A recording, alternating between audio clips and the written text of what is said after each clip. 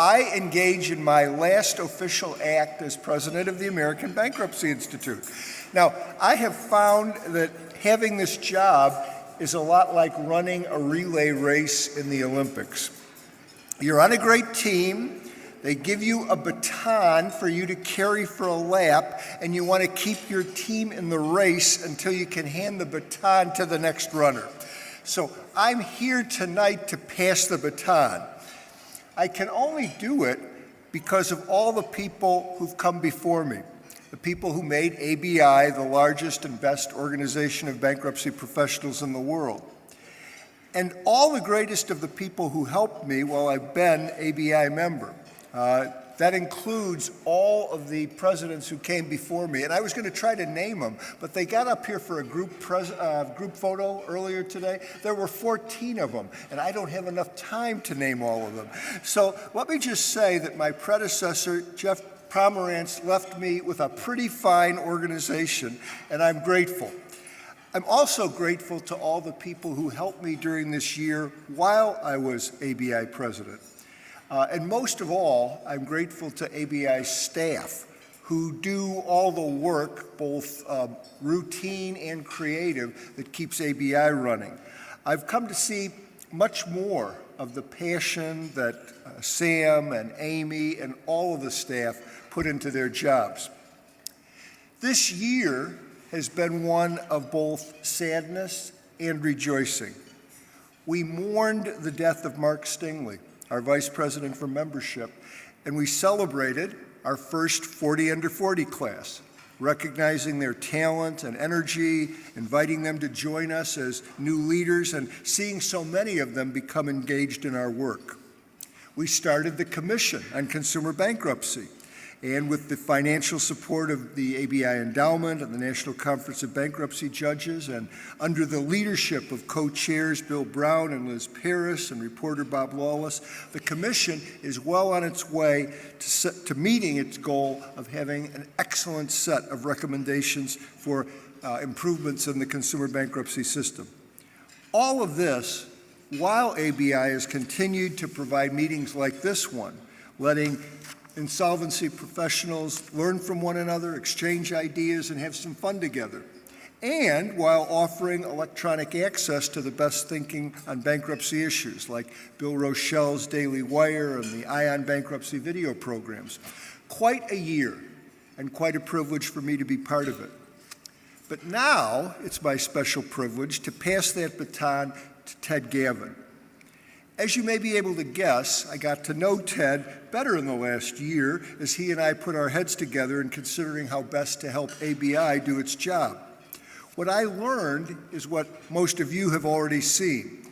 Ted is an extraordinarily knowledgeable, articulate, insightful, and energetic guy. As a turnaround professional, he has the knowledge and experience of someone immersed in business operations, which is a useful change from the focus on law that most of ABI's leaders have had. At the same time, Ted does understand the law. I had the experience of listening to Ted give what we call an ABI talk, but which is usually called a TED Talk, in Hershey, Pennsylvania at the Mid-Atlantic Bankruptcy Workshop this year. The title of his talk was Solicitation and You, Rule 7.3 and How We Got Here. And what it turned out to be was an amazing 12-minute analysis about lawyers asking people to become clients, beginning with Champerty in the Middle Ages. How he did that in 12 minutes is still beyond me, and I am convinced that the man knows the law.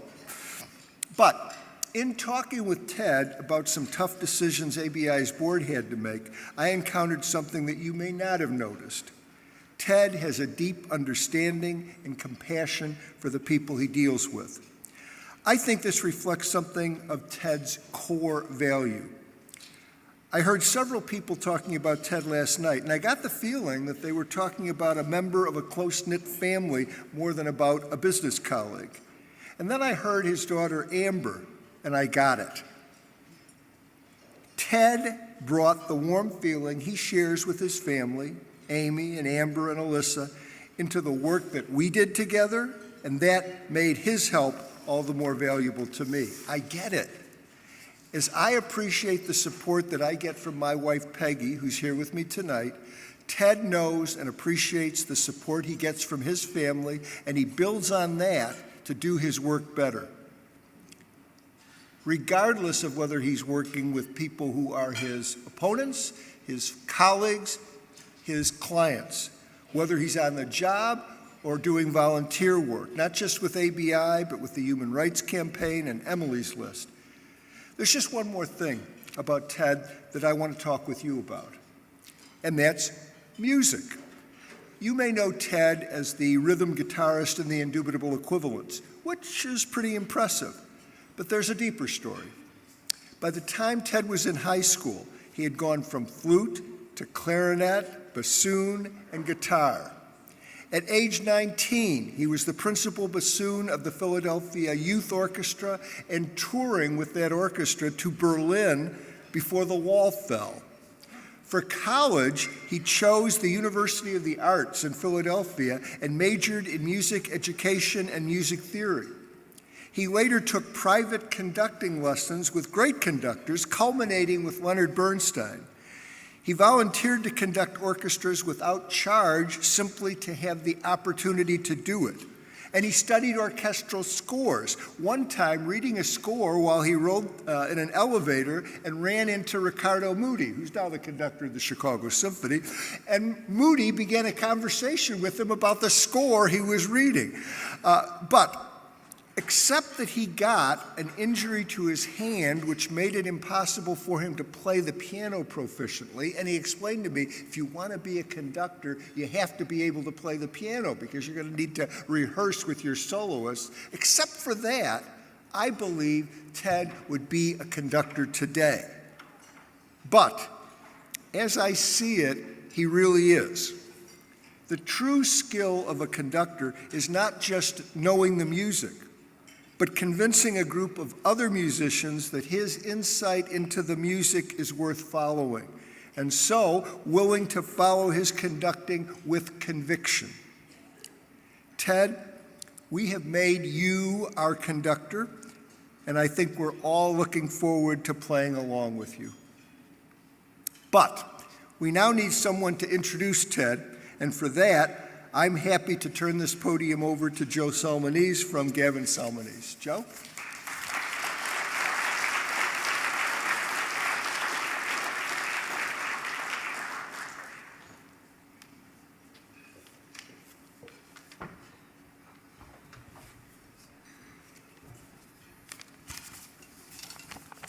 Good evening. My name is Joe Salmonese, or as some of you affectionately refer to me at these conferences, oh, that other one. It is a privilege and an honor to be here tonight to introduce my friend Ted Gavin to you. I've known Ted, Amy, Amber, and Alyssa for more than a decade.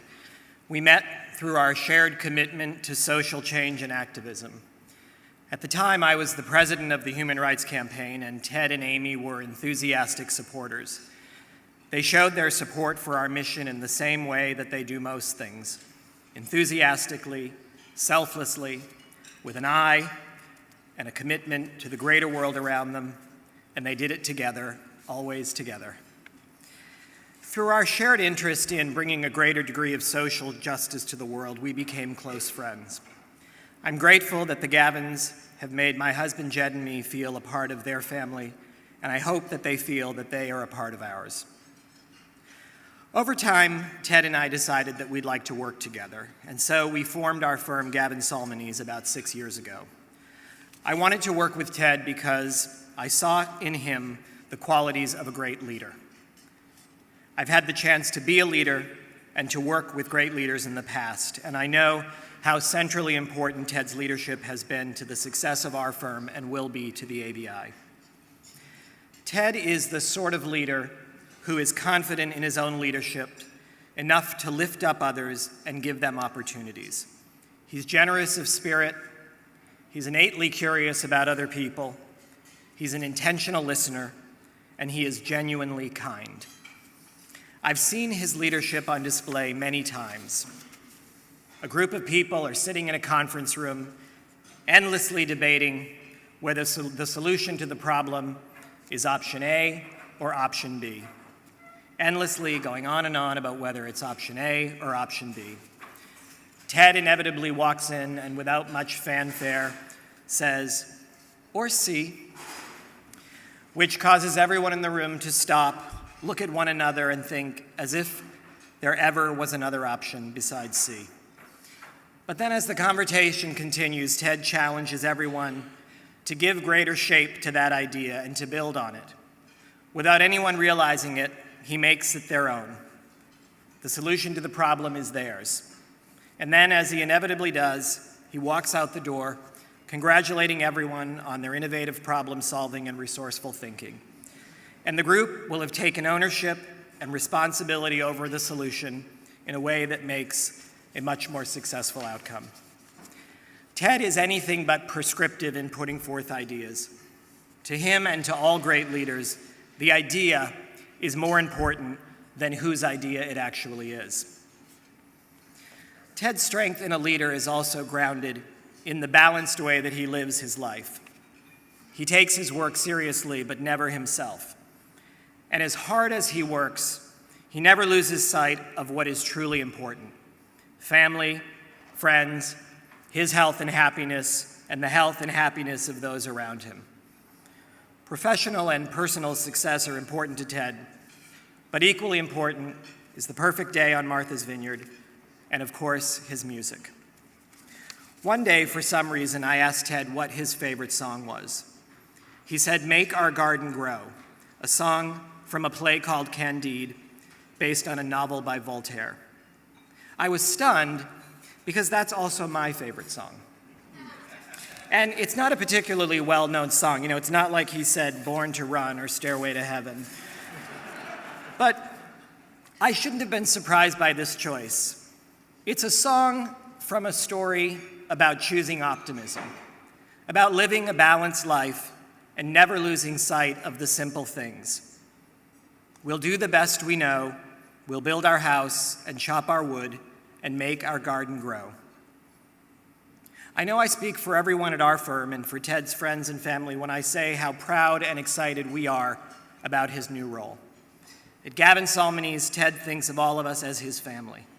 As my colleague Jeremy Van Etten said just last night, Ted is loyal to us.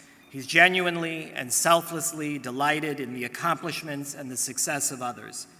He gives us the chance to shine, and he makes sure to tell us how proud he is when we do. Well, tonight, as always, we are incredibly proud of Ted, and so are a lot of other people, and here are some of them. Ted, it's Bruce. Really? Congratulations on moving from president-elect to elected president of the ABI, and have a great year. Congratulations, Ted. I'm so proud to have you as a friend. I've always admired your leadership, your loyalty, your friendship, and most of all, your innovation. You're one of the most innovative people I've met, and it's a privilege and an honor to work with you. Hey, Ted, congratulations. This is amazing. President of the American Bankruptcy Institute. I don't know exactly what the American Bankruptcy Institute does, but I can kind of imagine what it does, and they have chosen wisely. I am so proud of you, and I'm looking forward to this year and having fun. Love you. Ted, congratulations on becoming the president of a truly great association. Ted, working with you this past year has been both a pleasure and an enriching experience for me. Congratulations, Ted. It's been a pleasure working with you in the past, and I'm really looking forward to continuing to work with you in the future.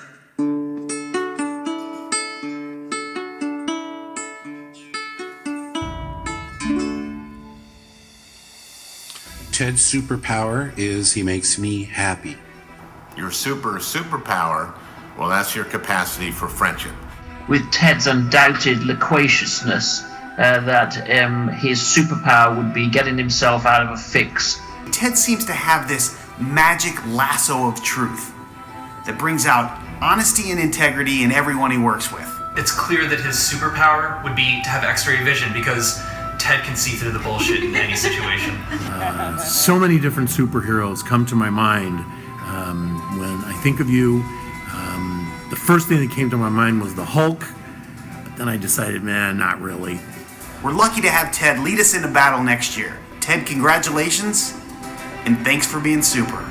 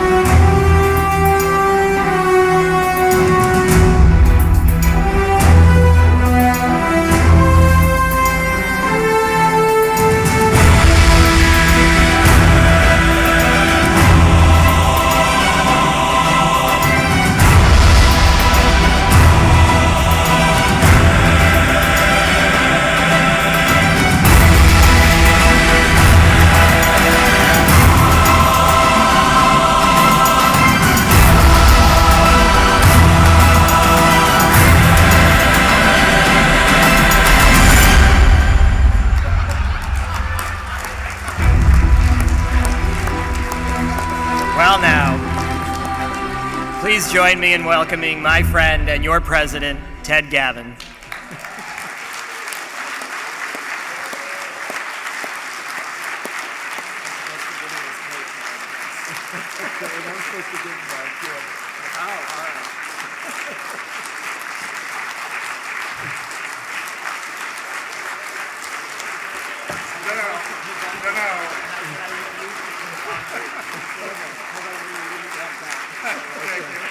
It's not a baton, but it's a gamble. I'm happy to give it to you. Thank you. Okay. Hey, and I think everybody's got a glass of champagne there for a reason. So, a toast to Ted Gavin, our new president.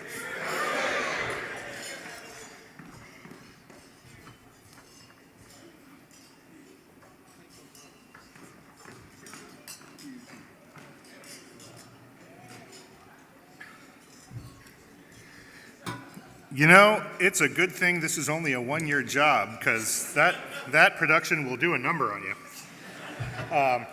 Alan, you're next. Thank you, Joe, and thank you, Judge Weedoff. Judge, your leadership, your enthusiasm, your energy have been an inspiration, one from which ABI and our members have truly benefited. Every incoming ABI president's speech that I've heard starts off more or less like this: something, something brevity, something, something standing between all of you and a party. And those points are true, but I'm the guy with the giant mallet tonight, and I'm gonna get some things off my chest. Before I do that, there are some people that I need to thank. First and foremost, I wanna thank my wonderful wife, Amy. I'm about 70% certain that I wasn't selected president. It was Amy who was selected to a newly created position of First Lady. And I'm just the beneficiary of drag-along rights, because if they wanted her, they had to take me. So I'd like to welcome everyone to the celebration of Amy Gavin's investiture as First Lady of the American Bankruptcy Institute.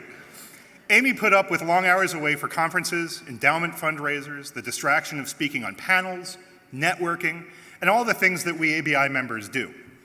And that was what she was doing. I was back in the hotel room having gone to sleep early. But we're a team, and I'm standing here tonight because she's been standing next to me. I also want to thank my incredible daughters, Amber and Alyssa. They're here tonight as well. Being their father has taught me to be more thoughtful and more intentional, and I treasure those lessons daily. I want to thank the ABI team, without whom none of us would be in this room tonight.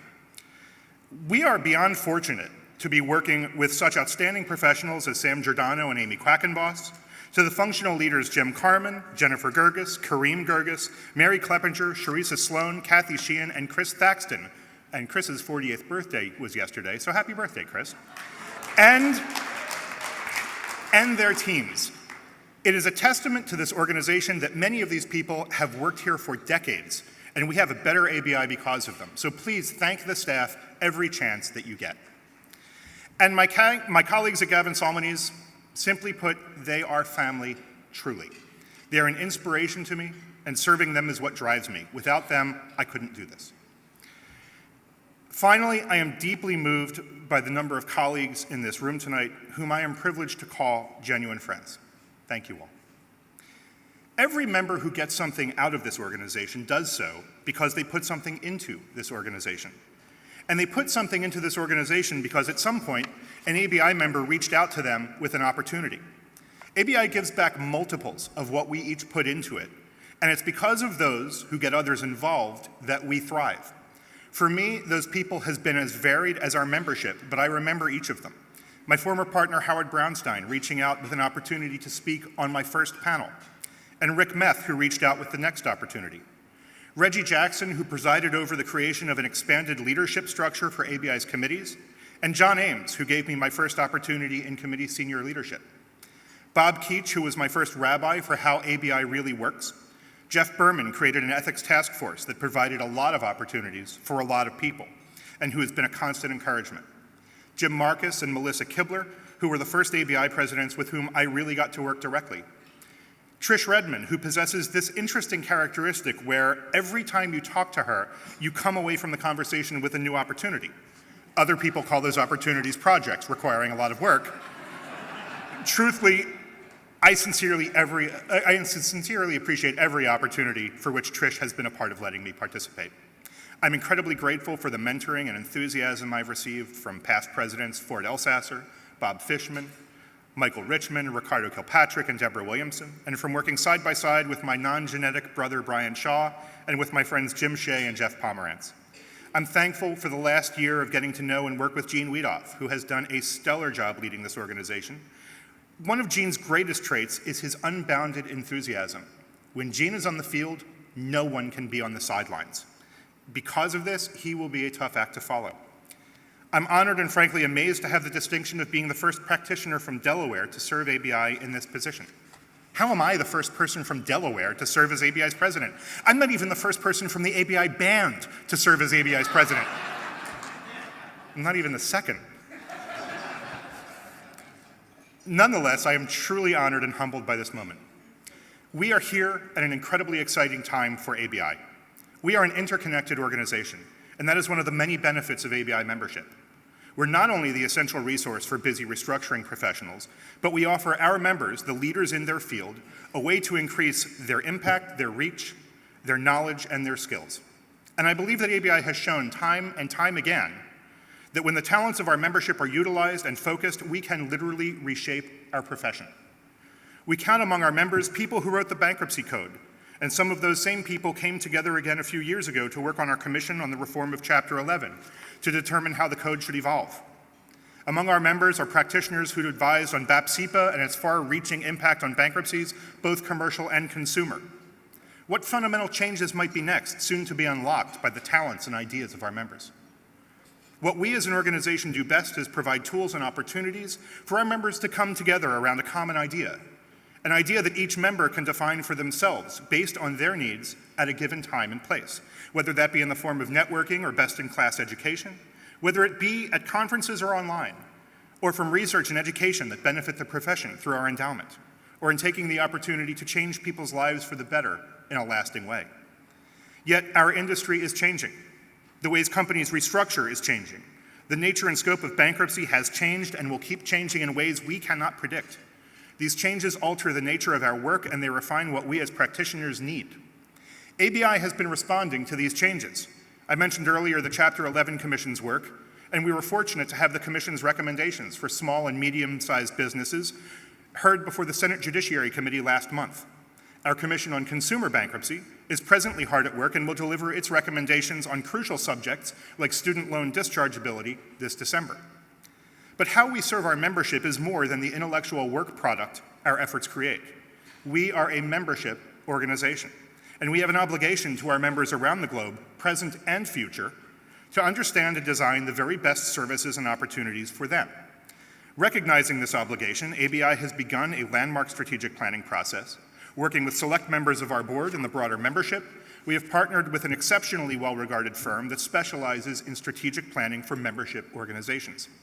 This process, currently underway, will evaluate our industry and market and our membership's needs of today and tomorrow so that ABI's staff and our future volunteer leaders have the best information available to make decisions about where we will blaze new paths for our profession, and I am excited by the opportunity to see where these paths take us.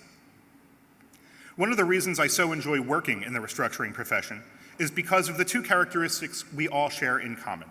The first is that we run toward problems. The second is that we are a community guided by pragmatism. Every case, every challenge, is defined by a collection of competing interests, but with a singular goal, maximizing value. And in that pursuit, we are all cognizant of one basic reality. There are things we can change, and there are things we can't change. That underlying dynamic influences every settlement discussion, every restructuring, every turnaround, every sale, every store closing, every single case. When a judge, recognizing a looming impasse, sends people into the hallway to see if there's a resolution to be found, that judge is counting on those parties' ability to recognize this reality, that there are things we can change and there are things we can't. Recognition of these limits creates the opportunity for us to find success, and there couldn't be a more important time for us to find those successes, because the number of people who need us to do so is growing every day. When I think of others not in our profession who run toward problems, I think of three people. I think of my grandfather, a career officer in the United States Army Corps of Engineers, who during World War II was responsible for camouflaging and safeguarding civilian centers and military installations. After the war, he packed up his family and was deployed to Japan, first to the northern island of Hokkaido, where he helped the villagers there restart their fishing economy, and later to Sagamihara, outside Tokyo, where he began the design and construction of the base that has become Camp Zama on the grounds of the former Imperial Japanese Army Academy. I never got to meet him. He died in Japan in 1960 from the same coronary artery disease that his father had, and which he passed on to my father and then on to me. I think of Amy's and my friend, Captain Luis Carlos Montalvan. Luis joined the Army at age 17 and served as an enlisted man. He later went ROTC while attending the University of Maryland. In 2003, Luis deployed to Iraq, where he led a platoon doing counterinsurgency work. He was good at the work. His men called him the Terminator. He was so good at it, in fact, that he was targeted for assassination. And on December 21st, 2003, at the Awalid border crossing in Al Anbar province, the insurgent rebels almost succeeded. Luis came away from that night with an undiagnosed traumatic brain injury and significant physical and neurological damage, both from being stabbed and from impact injuries. And Luis rotated back home. But he went back, because when all you can do is think of being at war, there's nothing you can do to make sense of life at home. During Luis's second tour in Iraq, he self-medicated the pain that nobody could diagnose. After 17 years of service, Luis was honorably discharged, having received 2 Bronze Stars, the Purple Heart, and the Army Commendation Medal for Valor. Life after discharge was hard for Luis. He lived with post-traumatic stress disorder and struggled mightily against it until he was finally diagnosed in 2007 and started to receive treatment. About a year later, fate smiled on Luis in the form of an experimental program that matched service dogs with veterans with PTSD. Luis was given Tuesday, a golden retriever. Tuesday wasn't what experts would call a very good service dog. Luis wasn't the ideal candidate for a service dog, but they were perfect for each other.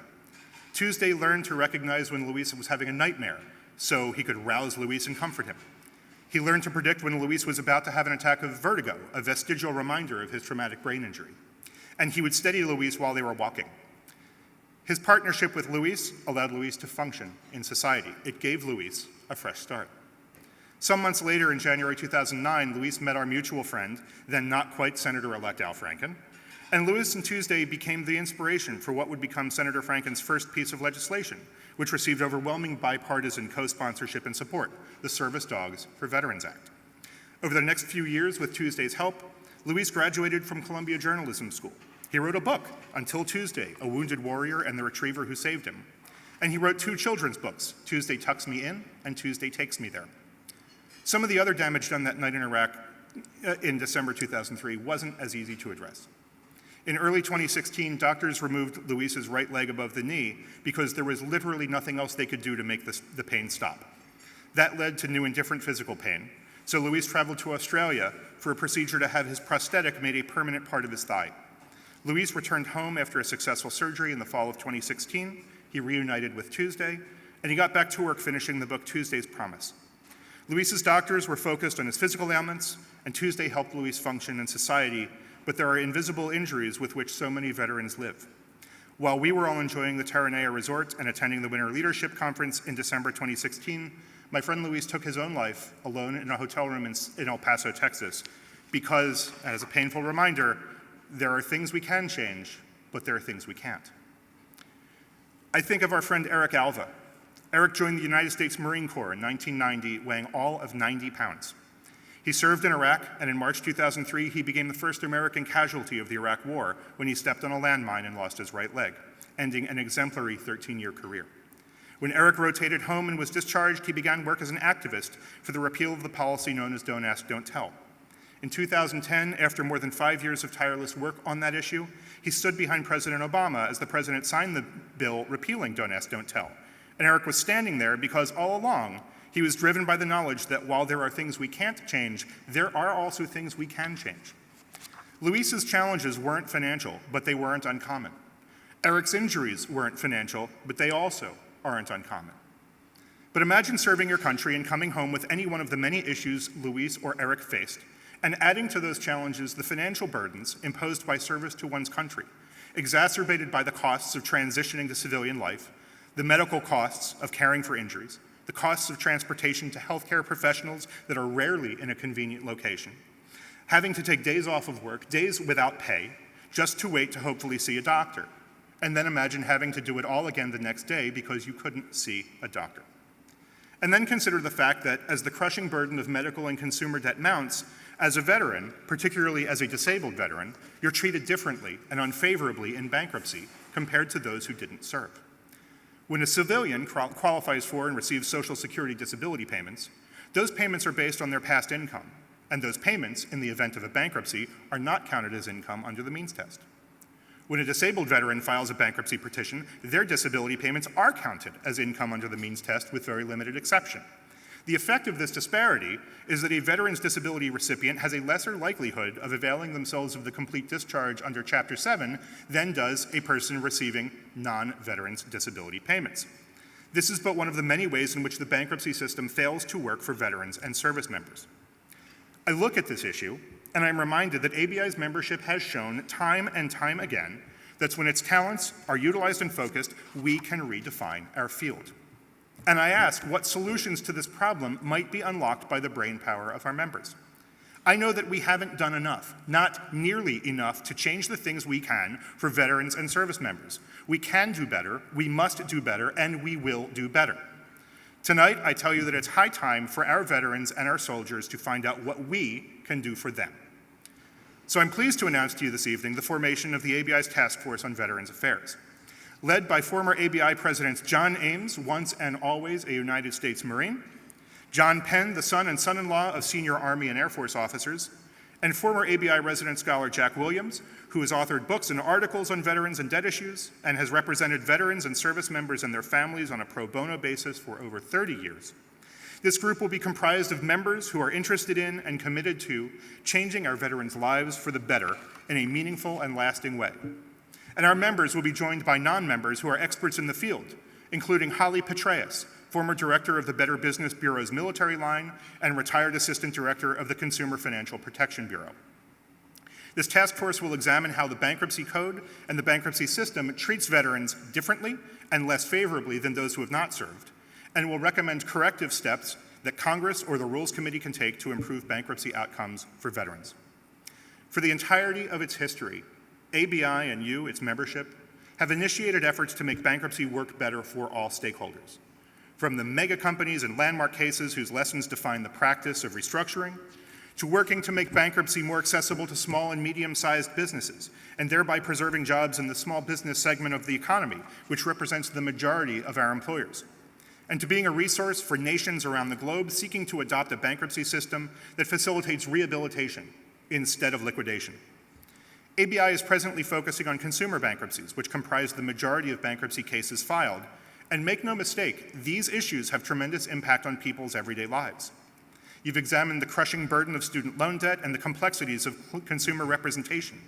For an organization that many associate with corporate mega bankruptcies, you're doing quite a lot to improve outcomes for individuals whose lives are impacted by bankruptcies, either their own or that of their employer, or that of the companies they have built and which have fallen on hard times.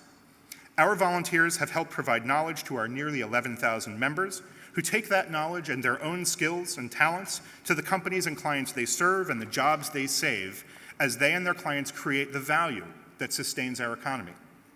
And now ABI is going to make bankruptcy better for those who have served.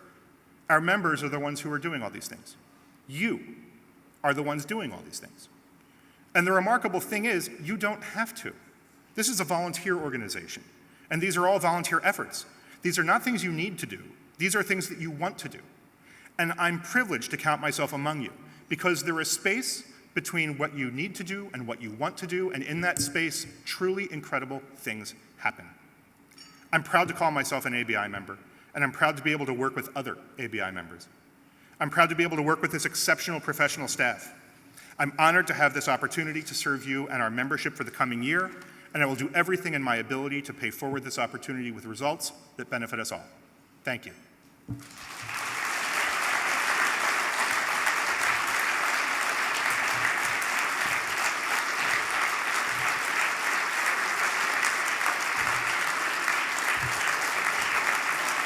Thanks. Okay, now that you're all standing, don't sit down. So, coming up next is Jim Belushi and the Board of Comedy. I need you all to do one thing. I need you to pick up your chairs. I need you to move them into the middle. That's where we're going to sit, because comedians hate a big moat. You will enjoy it much better if we're in the middle. So, on orders from ABI, you got to pick up your chairs and let's set up a bunch of rows of seats.